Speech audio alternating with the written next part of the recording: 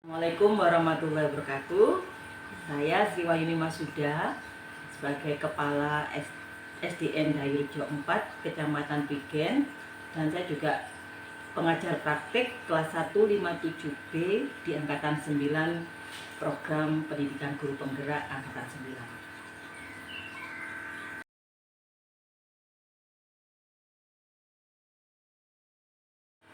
9. Ya, ketika ada sebuah kasus, memang kita harus mengidentifikasi kasus-kasus tersebut, apakah ini kasusnya merupakan dilema etika atau bujukan moral. Karena mengidentifikasi masalah itu harus betul-betul diperhatikan, karena langkah ini bisa membuat kita menentukan permasalahan itu dari aspek moral. Tidak hanya aspek moral saja, dan nantinya masalah ini bukan hanya tentang norma atau etika saja. Karena kalau misalnya kita mempermasalahkan setiap permasalahan dari kesalahan yang paling kecil, itu nanti terkesan kita mendewakan moral. Jadi betul-betul harus kita identifikasi terlebih dahulu apakah permasalahan ini memang betul-betul berhubungan dengan aspek moral. Seperti itu.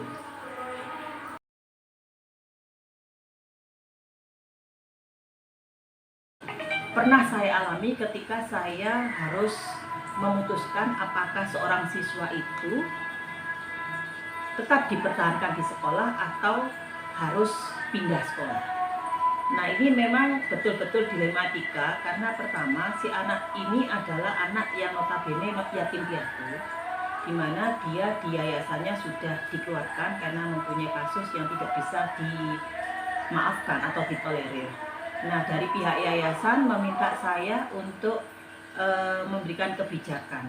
Saya bingung ketika anak ini nanti bertahan di sekolah ini, rumahnya jauh, karena yayasan mengembalikan dia ke neneknya yang tinggal sendirian. Nah, ini yatim piatu dan dimong sama neneknya, tapi karena ada yang mengantar ke yayasan, dimong yayasan. Nah, ketika yayasan sudah menolak, anak ini dikembalikan ke neneknya, tetap sekolah di sekolah saya, di sekolah yang sekarang ini, dia terlalu jauh jaraknya. Transportasi tidak memungkinkan karena masih SD. Kemudian kalau saya memindah, ini apakah nanti dalam kurun waktu dia kelas 6, kurang berapa bulan, apakah ada sekolah yang mau menerima?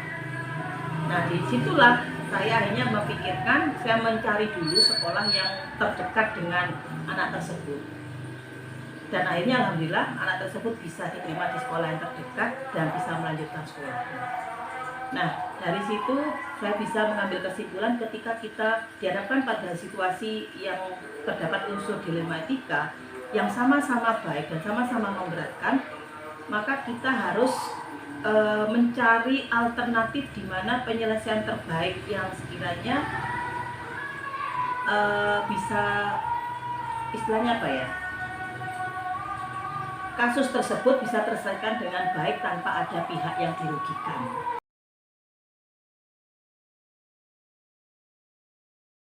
Untuk langkah-langkah yang saya ambil selama ini dalam mencari solusi atau memutuskan suatu permasalahan yang mengandung unsur dilema etika adalah, pertama, mengenali bahwa ada nilai-nilai yang saling bertentangan dalam situasi ini. Itu yang pertama. Nilai-nilai apa yang bertentangan? Nah, kalau memang tidak bertentangan, ini mungkin lebih mudah. Nah, ketika sudah diidentifikasi, maka selanjutnya adalah menentukan siapa yang terlibat dalam situasi ini. Itu langkah yang kedua. Untuk langkah yang ketiga adalah mengumpulkan fakta-fakta yang relevan dengan situasi yang ada. Dan yang keempat, pengujian benar atau salah. Nah, pengujian benar atau salah ini bisa dengan cara uji legal, uji regulasi, uji intuisi, uji halaman depan koran, uji panutan atau uji idola yang dilakukan. Jadi bisa mengambil, mau mengikuti pola uji yang mana untuk menguji benar salahnya. Kemudian berikutnya adalah pengujian paradigmanya benar lawan benar. Ini kita perlu menguji paradigma benar dalam situasi ini dan benar dalam situasi yang berikutnya. Ini agak-agak memang memberatkan karena berada di dilema, namanya juga dilema etika ya. Nah di situ nanti kita tentukan paradigmanya itu apakah individu melawan masyarakat, apakah rasa keadilan lawan rasa kasihan, apakah kebenaran melawan kesetiaan, ataukah jangka pendek lawan jangka panjang. Jadi di situ pengujian paradigma benar lawan benarnya. Seperti yang kasus saya sampaikan tadi adalah rasa keadilan lawan rasa kasihan. Di satu sisi saya harus adil terhadap semua siswa. Tapi di satu sisi juga ada rasa kasihan kalau misalnya saya tidak memberikan solusi yang tepat untuk kasus tersebut. Berikutnya, setelah pengujian paradigma benar lawan benar adalah melakukan prinsip resolusi. Apakah resolusi atau keputusan ini berpikirnya berbasis hasil akhir, ataukah berpikir berbasis peraturan, ataukah berpikir berbasis rasa peduli.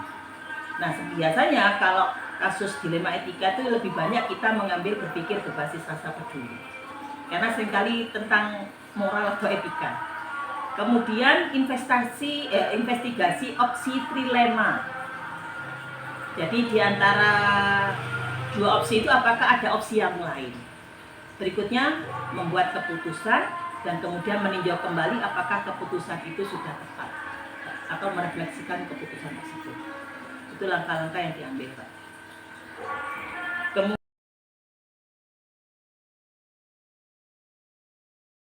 yang selama ini dianggap efektif dalam pengambilan keputusan pada kasus dilema etika adalah yang pertama tentang justifikasinya. Artinya prinsip resolusinya itu yang paling tepat adalah berpikir berbasis rasa peduli. Karena kalau berpikir berbasis hasil akhir, ini kita atau yang kedua berpikir berbasis peraturan itu lebih cenderung kita akan memberikan solusi yang terlalu saklek, Pak. Jadi kalau aturan seperti ini ya mengikuti aturan. Nah ini yang rasanya seringkali dilema etika tuh kita tidak bisa menganut aturan yang ada. Sehingga yang lebih efektif itu adalah ketika kita mengambil prinsip resolusi berpikir berbasis rasa peduli. Tapi ya tidak semata-mata memikirkan hanya dari rasa kepedulian juga, tetap aturan ada, Pak. Cuman kita lebih bisa fleksibel lah istilahnya. Seperti itu.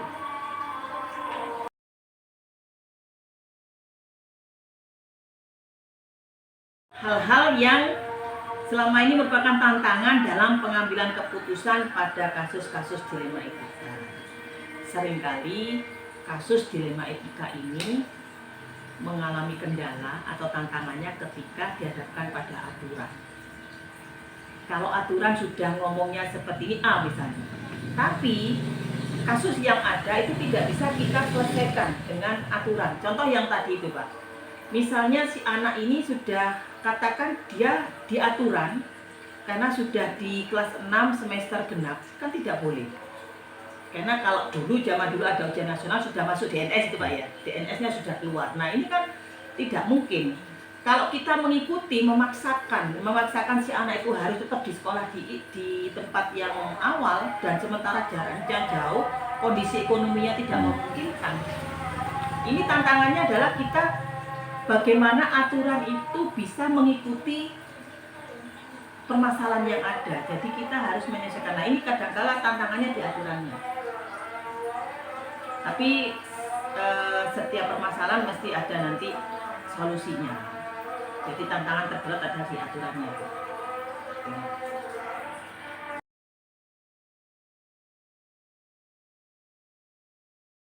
Untuk menyelesaikan kasus-kasus dilema etika ini tidak ada jadwal khusus, tapi tetap ada prosedurnya. Prosedur yang pertama adalah ketika ada permasalahan yang terkait kasus dilema etika ini, yang pertama saya akan membicarakan dengan Dewan Guru, para Dewan Guru. Saya sampaikan permasalahannya, saya meminta pendapat dari para guru. Tapi sebenarnya kecenderungan hampir sama, biasanya ketika saya tanya kepada guru-guru itu jawabannya hampir sama. Nah, di situ nanti kita mendiskusikan langkah yang paling tepat untuk penyelesaian masalah tersebut. Dan biasanya pada akhirnya ya kembali lagi, kalau kasus dilematika ini karena benar lawan benar Pak ya, akhirnya ya rasa kepedulian itu yang akan mendasari untuk penentuan penyelesaian permasalahan tanpa mengabaikan asuransi. Itu yang kita upayakan.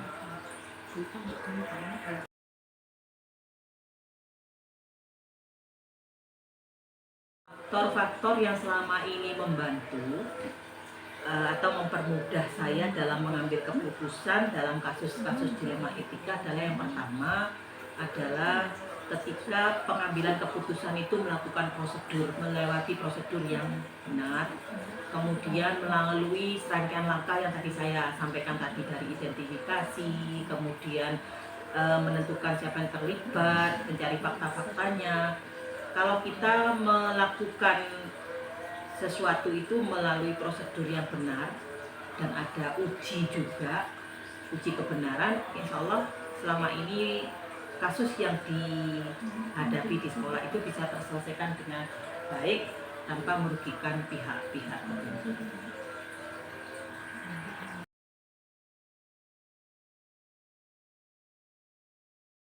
Akhir pembelajaran yang saya dapatkan dari pengalaman pengambilan keputusan dilema etika ini.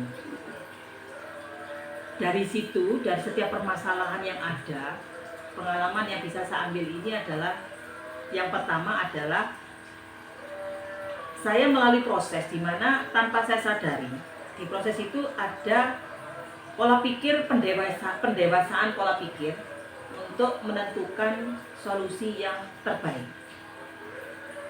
Dimana kalau sudah dihadapkan pada suatu dilema, nah kita kalau dilema ini kan ibaratnya si malakama kan Pak ya, dimakan ibu mati, tidak dimakan bapak mati.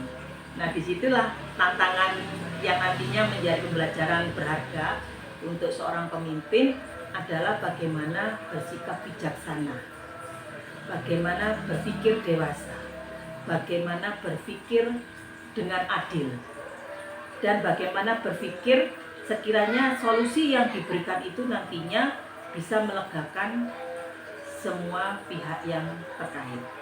Artinya tidak ada yang dirugikan. Itu yang paling penting adalah tidak ada yang dirugikan dan semua bisa legowo menerima. Memang tidak mudah, tapi dari serangkaian permasalahan yang ada itu nanti kita akan melalui fase yang namanya pendewasaan pola pikir. Seperti itu.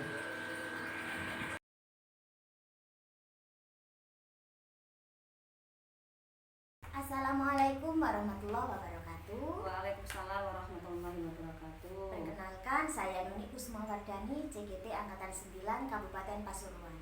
Pada kesempatan kali ini saya akan mewawancarai Ibu Herawati selaku Kepala Sekolah dari SDN Tawangrejo 2 Pandahan. Assalamualaikum Bu Hera. Waalaikumsalam warahmatullahi wabarakatuh, Bu Nuni. Bagaimana kabarnya Bu Hera hari ini? Alhamdulillah, kabar kami di sini baik-baik. Alhamdulillah.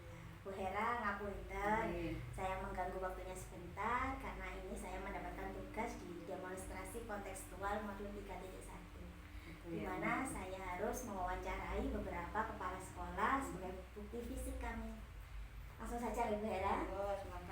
Untuk yang pertama, selama ini bagaimana Bu Hera dapat mengidentifikasi kasus-kasus yang merupakan dilema etika atau pembangun moral? Untuk kasus-kasus seperti dilema etika, kemudian yang termasuk dengan rujukan moral, itu ada beberapa sebetulnya di sekolah kami, Bu Nuni. Jadi sebelumnya kami ini memetakan permasalahan-permasalahan tersebut. Nah, setelah kita petakan, kemudian kami mencoba untuk mendiskusikan dengan semua guru tentang permasalahan ini. Nanti solusi-solusi yang diberikan oleh guru-guru kami ini juga akan kita pertimbangkan apakah solusi tersebut termasuk bujukan moral ya, yang termasuk dilema etika juga. Jadi nanti di lapangan itu kita sebagai manajerial atau pimpinan harus bisa betul-betul menentukan solusi yang tepat berdasarkan kesepakatan bersama. Yang jelas dilema etika dan bujukan moral ini kita antisipasi sehingga tidak sampai terjadi. Itu benar. Oke. Untuk yang berikutnya Bu Hera, Ya. bagaimana Bu Hera melakukan pengambilan keputusan di sekolah, terutama untuk kasus-kasus di mana ada dua kepentingan yang sama-sama benar atau sama-sama mengandung nilai kebajikan? Iya.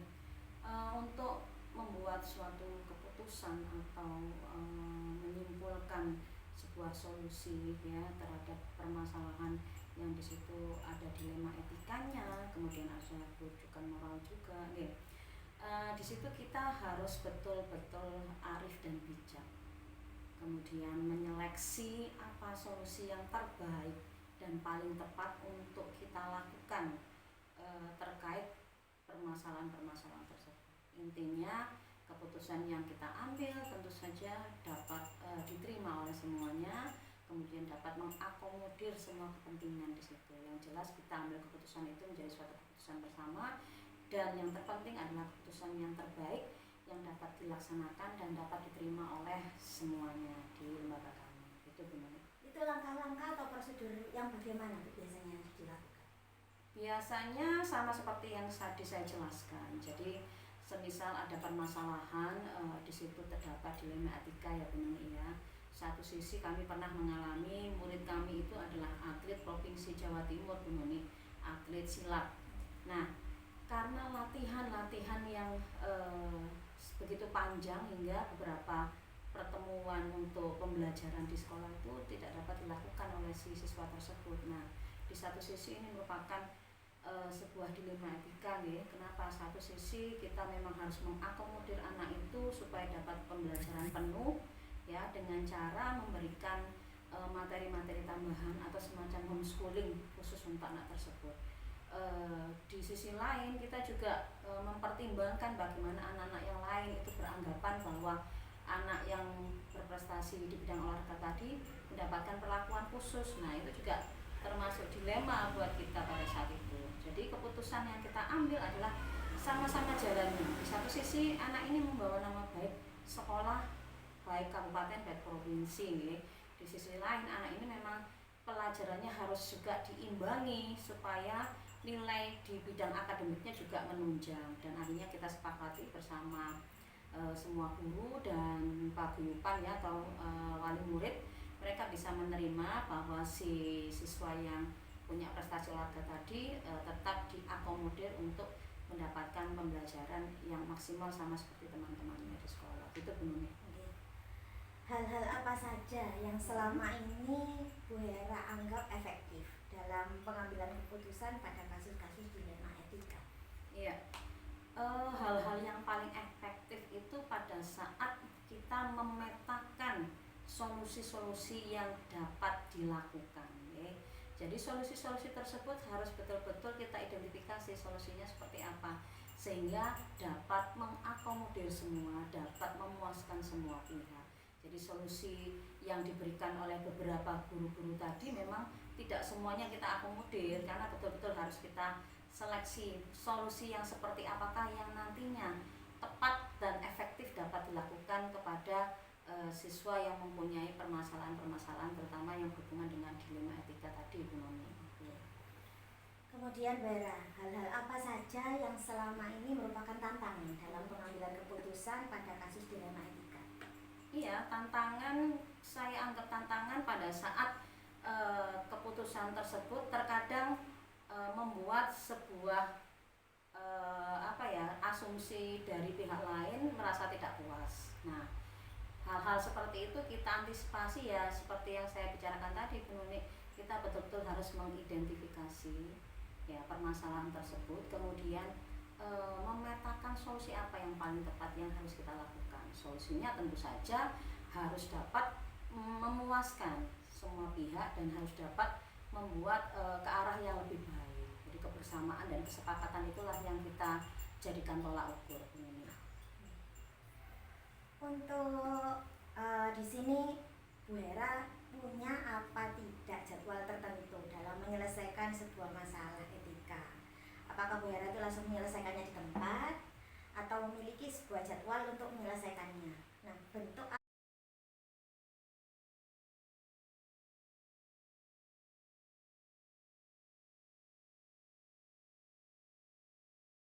Begini, sebelum saya jatuh saya bertanya dulu pada panjenengan yang bertanya pada saya, apa itu dilema etika? Apa itu bujukan moral? Karena apa dari sana jangan akan memahami tentang dilema etika dan bujukan moral itu. Yang selama ini Anda peroleh dari CGP, apa itu dilema etika? Apa itu bujukan moral? Saya yang jawab. Yo, siapa yang jawab Ustaz? Sopo udah. Ayo. Kan enggak dari video. Dilema etika itu yaitu apabila ada sebuah kasus yang sama benarnya. Misalkan ada anak yang tidak bisa membayar modul, misalkan seperti itu. Bagaimana penanganan kasus anak ini biar dapat modul atau Pak itu nanti rujukan moral itu Pak. Sama seperti ini loh, yang kasusnya yang kita bahas Pandu. Oh iya. Itu kan kemarin kita dilema etikanya kan diantara dinaikkan atau enggak kan Pak? Pengambilan keputusan lah. Pengambilan keputusannya itu Dilema sama-sama etika benar. ada Kalau kasihan bukan yang moral itu satunya antara kasihan, benar dan satunya salah. karena aturan. Pertama kasihan atau milih aturan. Nah, dua-duanya ini sama-sama benarnya dibenarkan. Kalau bujukan moral? Benar salah. Benar salah. Wis pinter ngono, ya jawab dhewe. Bapak Ibu, begini ya. Bapak-bapak ya, mau ibu ya.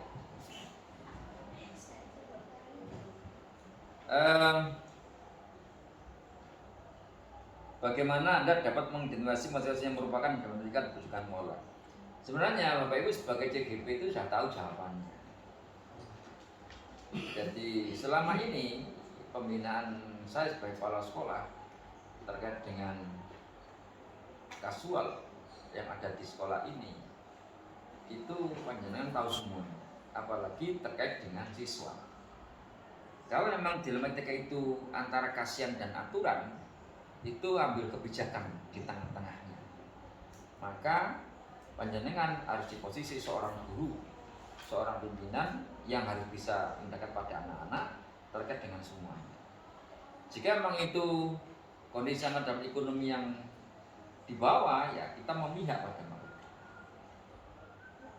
Tapi jika memang kondisi anak di ekonomi yang atas, ya, sementara anak itu tidak memahami kejelasan apa maknanya, ya aturan ditegakkan. Memang antara aturan dengan sifat kasihan memang jadi satu memang. Itulah ruh manusia. Tapi harus bijak dalam menyikapinya. Sementara jika memang bujukan moral, bagaimana? Ya harus hak dan kewajiban yang ditinggikan antara benar dan salah. Itu harus muncul dalam suatu komunitas guru terkait dengan upaya melakukan pendidikan pada anak. Jadi jika memang itu salah, ya katakan salah pada anak. Dan jika memang itu benar, ya dikatakan benar pada anak. Itulah namanya gesah, namanya atau kewibawaan. Jadi antara kewibawaan seorang guru dan pengambil decision marker keputusan pada dilema etika, itulah seorang leader atau pemimpin yang dibutuhkan di sana. Jadi seorang CGP, Bapak Ibu guru yang sebagai calon guru penggerak harus memiliki sifat gesah atau kewibawaan dan juga memiliki sifat seorang decision marker atau keputusan yang bijak. Itu cara untuk mengidentifikasi terkait dengan permasalahan-permasalahan yang ada di sekolah itu. Oke. Begitu ya? Oke. Selama ini bagaimana menjalankan pengambilan keputusan di sekolah Anda, terutama untuk kasus di mana dua orang yang sama benar dan sama. Terkait dengan pengambilan keputusan, memang saya sebagai pimpinan adalah top decision marker atau pengambil keputusan yang utama atau mutlak di sini. Tapi untuk di SMP 2 Pandaan, manajemen silaturahmi dan manajemen demokrasi yang saya terapkan di sini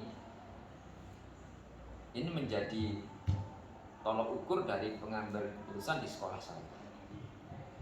Ada 3 wakil di sana, ada urusan di sana. Maka kita kembalikan pada semua pokok permasalahan itu. Jika itu pokok permasalahan pada arah kesiswaan, maka kesiswaan itu sendiri yang akan memberikan keputusan sebelum ke saya. Seperti itu cara pengambilan keputusan yang terbaik. Sementara kesiswaan tidak ansik pengambilan keputusan dengan sendiri karena apa? Kesiswaan dibantu oleh tim tatip, dibantu oleh BK, wali kelas yang notabene adalah aparatur kesiswaan yang ada di sekolah ini. Baru atas dasar pertimbangan mereka itulah kesiswaan mengambil keputusan dan sikap yang tepat untuk anak-anak. Jika itu manfaatnya sudah terkait dengan kesiswaan. Jika permasalahan dekat dengan guru, ya, maka para waka-waka ini yang akan nanti mengambil keputusannya langsung dengan saya sebagai kepala sekolah terkait dengan pengambilan keputusan. Inilah namanya delegasi tugas atau manajemen bertingkat terkait dengan manajemen silaturahmi yang saya tekankan di sini. Ini jika memang terkait dengan bagaimana pengambilan keputusan terkait dengan kasus-kasus yang ada di sekolah ini, baik itu siswa, baik itu guru dan tenaga kependidikan maupun kasus-kasus yang lain. Tapi mudah-mudahan Bapak Ibu ya tidak ada permasalahan yang berarti di sekolah ini, dan mudah-mudahan semuanya memahami terkait dengan pelayanan pendidikan untuk anak bangsa.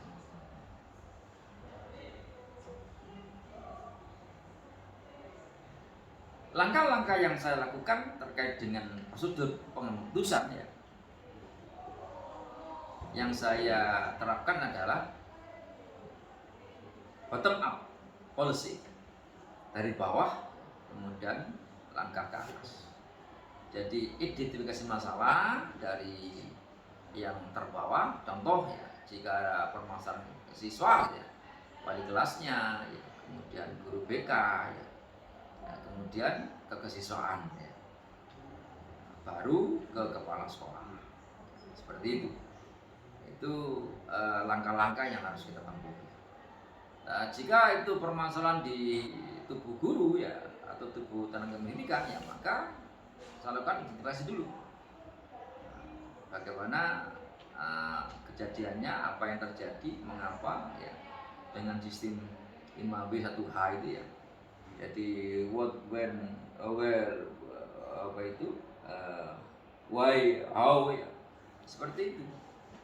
Baru saya mengambil tindakan. Tapi itu semua Bapak Ibu dilakukan hanya untuk memurnikan kembali manajemen yang bertujuan khusus untuk pelayanan peserta didik. Ini langkah-langkah yang kita ambil ya. Tapi itu semua bagaimana ya? Tidak terlepas dari peran kita semua ya, sebagai seorang guru, sebagai seorang tenaga pendidikan terkait dengan pelayanan anak ya. Kalau bisa tidak ada masalah, Karena apa? Kegiatan pendidikan itu sebenarnya tidak ada masalah. Ya, itu hanya non sewu ya. Kalau saya katakan adalah bumbunya ya, bumbunya seorang guru ya, atau bumbunya dalam dedikasi jasa guru pada anak didik. Non sewu, ada anak bedik di dalam kelas ya, itu bumbunya gurunya.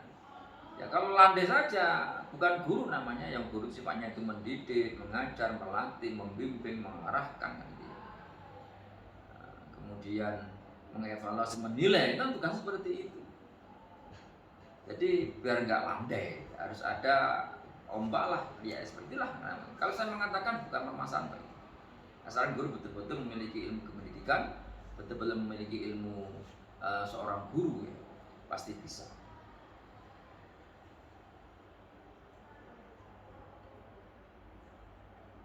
Yang saya anggap efektif dalam pengambilan keputusan ya, adalah ketika teman-teman semua saya berikan dedikasi full terkait dengan pengambilan itu efektif sekali. Kenapa harus kepala sekolah turun tangan? Sementara para waka, kemudian para urusan, wali kelas itu saya berikan delegasi full terkait dengan permasalahan yang ada. Karena apa? Di sini rapat koordinasi yang saya lakukan terjadwal betul, ya, terkait dengan pembinaan dari saya. Maka delegasi full tak berikan pada wali kelas dalam menata kelasnya. Saya berikan pada guru BK terkait dengan permasalahan krusial wali kelas. Saya berikan kesiswaan dan pembinaan OSIS terkait dengan permasalahan terkait dengan kesiswaan. Dan saya berikan waka-waka terkait dengan permasalahan terkait dengan siswa dan guru atau pendidikan. Ini saya efektif sekali. Jadi karena apa? Perhitungan saya, jika saya tiba-tiba ada tugas negara yang lain di luar selama 3 hari, 4 hari, sampai 10 hari, ya seperti itu ya. Sementara non sewu ya kita nggak interest sesuatu ya. Tiba-tiba permasalahan muncul di pada anak. Masa harus menunggu kepala sekolah pulang? Oleh karena itulah maka efektivitas dalam pengutusan langsung saya berikan dikasih full pada semua elemen yang ada di SMK pada.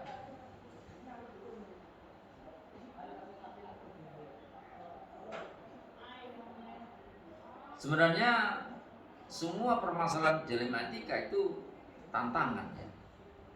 Jadi saya katakan bukan permasalahan, itu tantangan ya, atau bumbunya ya. Kalau mungkin bahasa jenengan mengatakan tantangan, itu bahasa jenengan ya. Kalau saya mengatakan bumbunya kan. Jadi semua permasalahan dilematika adalah tantangan panjenengan sebagai seorang guru. Karena guru itu bertugas 7 tadi itu, mendidik, mengajar, melatih, membimbing, membina, ya, mengarahkan, ya, menilai, mengevaluasi kan seperti itu. Jadi itu tantangannya guru sebagai seorang guru. Kalau hanya landai-landai saja, ya pinter kabeh lah ono guru seperti itu ya. Kalau memang pandai kabeh, jadi guru kabeh. Tapi kalau mungkin ada anak seperti itulah tantangannya seorang. Ibaratkan seorang petani, apa tantangannya itu? Ya, waktu tandur awal ya tiba-tiba musim penghujan deras, seperti itu gitu ya. Itu kan tantangannya. Bagaimana caranya seorang petani mengatasi agar benihnya tidak hanyut kan gitu. Sebenarnya guru, bagaimana tantangan guru ketika di kelas, ketika anak seperti itu tantangannya. Saya kira bukan permasalahan gitu. Karena guru siap tantangan apapun yang ada di kelasnya. Lucu sekali ketika guru itu tidak bisa menjawab tantangan itu gitu.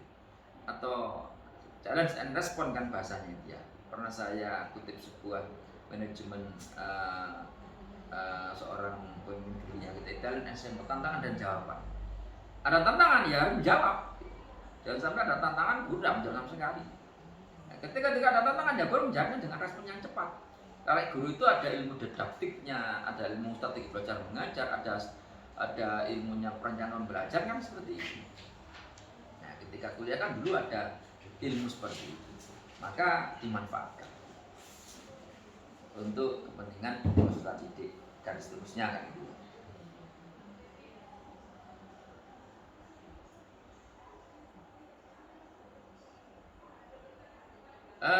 CGP yang saya hormati, saya tidak punya jadwal khusus terkait dengan pengatasan atau pengambilan keputusan terkait dengan dialektika atau bujukan. Karena apa? Kalau ada jadwal berarti kan saya jangan menjadwal permasalahan. Enggak ada jadwal sama sekali untuk itu. Tapi ibaratkan seperti ini, musuh datang mengapa harus lari? Gitu. Tantangan datang jangan dijawab. Karena saya berprinsip challenge and respond. Tantangan dan jawaban. Seperti itu. Tapi dengan sistem manajemen yang sudah kuat, ya, dengan terkasih full, dengan berjenjang yang disebutkan tadi, insya Allah di SMK Padang ini tidak ada masalah berarti untuk itu. Karena apa? Semua di sisi masing-masing tupoksi itu jelas. Wali kelas jelas dengan tupoksinya, guru BK jelas dengan tupoksinya, kemudian kesiswaan juga jelas dengan tupoksinya, kemudian urusan jelas dengan tupoksinya, wakil kepala jelas dengan tupoksinya. Ya. Hanya prosedur atau cara dan teknik itu harus dilalui dengan, dan insya Allah masing-masing person yang satu tadi sudah saya berikan briefing terkait dengan koordinasi GTK ya, yang terjadwal itu ya.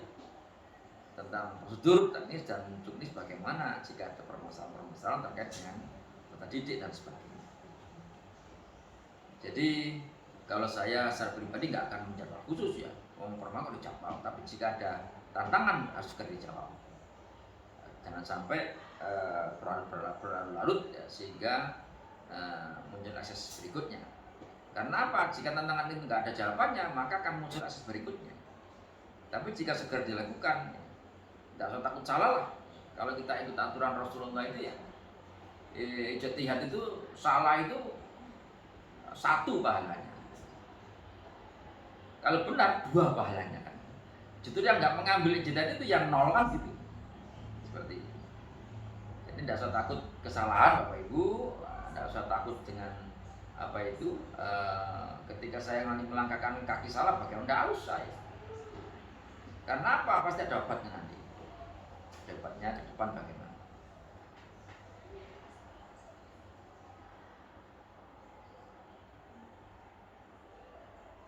Sebenarnya yang membuat lancarnya manajemen SM ini adalah karena masing-masing posisi dan teman-teman itu sudah memahami tupoksi masing-masing. Jadi itulah kunci mempermudah saya terkait dengan pengambilan keputusan. Kalau sudah diambil dengan tepat ya, kenapa harus kita revisi ya? Sudah bagus. Jadi kunci keberhasilan terkait dengan mempermudah membantu dalam mengambil keputusan dalam kasus tidak dilematika bagaimana ya?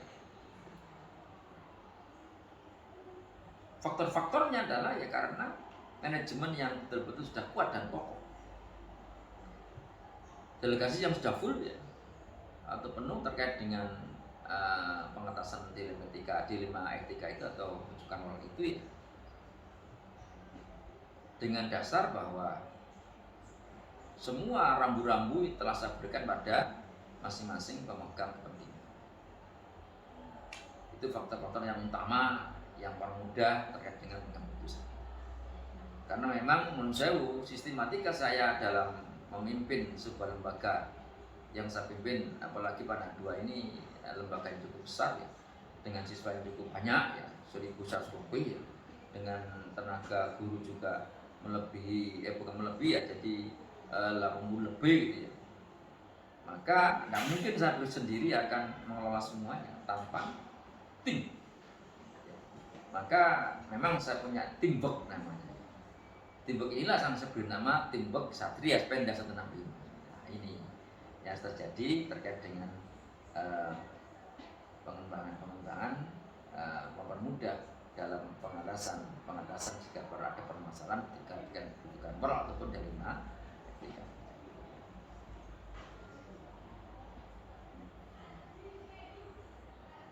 Sebenarnya pelajaran diambil itu bukan dari saya, jenengan sebagai CGPT yang mengambil pelajaran itu.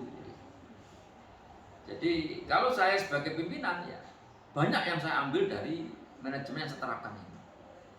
Karena apa? Saya sebagai kepala sekolah ini tidak hanya Pandan 2 yang saya pimpin ya, mulai dari Tosari, Kejayan, Sukoharjo, ya, Tutur sampai di Pandan. Sebenarnya yang harus mengambil pelajaran bukan saya tapi panjenengan sebagai CGPT. Oh ini loh pola kepemimpinan kepala sekolah saya. Oh ini loh manajemen yang dijelaskan pada kami terkait dengan manajemen ini. Untuk manajemen jenengan pribadi, manajemen jenengan di kelas, manajemen jenengan dengan teman-teman jenengan semua. Nah, masih seperti itu. Jadi ini pertanyaan yang berbalik nanti pada jenengan sendiri. Jadi kenapa bertanya pada kepala sekolah? Karena kepala sekolah sendiri banyak yang diambil terkait ini sehingga menerapkan seperti ini. Kalau saya sendiri mengambil kesimpulan dari sekolah-sekolah yang saya pegang itu ya memang berbeda-beda terkait dengan manajemen. Cuma di sini di Pandan 2 ini memang saya berikan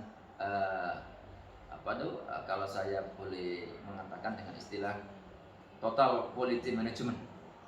Total quality management. Jadi manajemen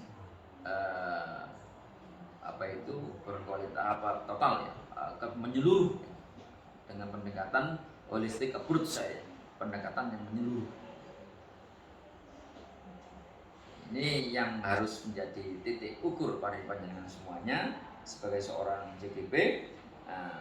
apa itu pengalaman yang harus dipetik panjenengan sebagai JKGuru dengan manajemen kepala sekolah IPAN dan POE yang merasakan itu bagaimana ketika saya bertindak, bagaimana saya memberikan contoh, bagaimana saya ketika membina dan melatih atau memilih panjenengan semuanya, dan bagaimana ketika saya